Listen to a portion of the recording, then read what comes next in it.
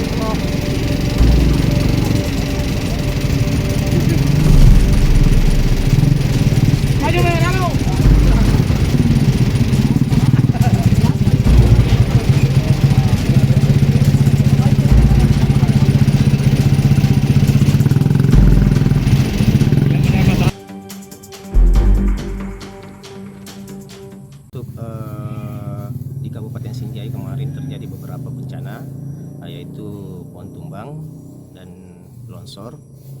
Untuk titik tumbang kemarin ada di Kecamatan Sinjai Timur, di tepatnya Wai Pelai, tempat pariwisata air panas. Yang kedua ada di lingkungan Taipa, Kelurahan Birengere. Yang tiga ada juga di Kecamatan Sinjai Selatan, Jatie. Terus di utara itu sendiri di kota ada di SD 4 di Kelurahan Balanipa. Kemudian di Sinjai Timur ada juga satu. Untuk titik longsor itu ada di Desa Sauhiring, Sinjai Tengah, dan di Kecamatan Bulupodo, tepatnya di Dusun Bululohe. Langkah-langkah yang sudah dilakukan Badan Penanggulangan Bencana Daerah itu apa saja, Pak? Kemarin begitu kami mendapatkan informasi dari masyarakat, dengan berkoordinasi dengan beberapa lintas sektor, kami langsung melakukan evakuasi. Pohon tumbang kita segera untuk mengevakuasi, seperti yang di tempat pariwisata itu, alhamdulillah kita lakukan pembersihan dan sudah mulai terbuka itu hari juga. Begitupun dengan pohon tumbang yang lainnya, kami langsung evakuasi. Untuk longsor di Kecamatan Bulupodo, kemarin kami melakukan pengikisan material gunung agar akses masyarakat itu bisa dilalui.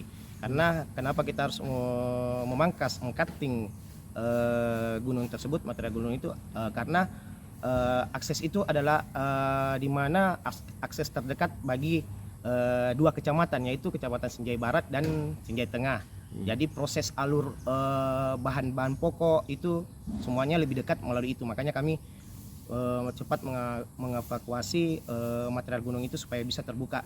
Untuk penanganan longsor tersebut itu kami sudah koordinasi dengan Badan Keuangan Daerah untuk segera kita melakukan langkah-langkah untuk perbaikan lokasi longsor tersebut dan membersihkan sebahagian material longsor yang menutup akses jalan di Sinjai Tengah, tepatnya di Desa Sauhiring. Dan alhamdulillah setelah kita lakukan pembersihan, mengcutting di Bulupodo, Kecamatan Bulupodo, Bulutelue, kami langsung menuju ke titik kedua itu untuk membersihkan material, dan alhamdulillah akses jalan juga sudah mulai terbuka. Untuk kendaraan roda 4 itu sangat susah dilalui karena seperti mobil truk itu nggak bisa dilalui Pak. Seperti itu.